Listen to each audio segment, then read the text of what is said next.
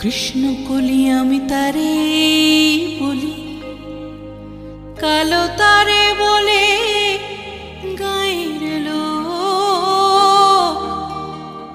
মেঘলা দিনে দেখেছিলেন মাঠে কালো মেঘ, কালো হরিণ চোখ।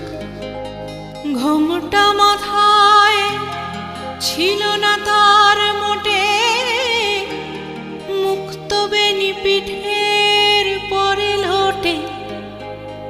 কালো তা সে যতই কালো হোক, দেখেছি তার কালো হরিণ চোখ।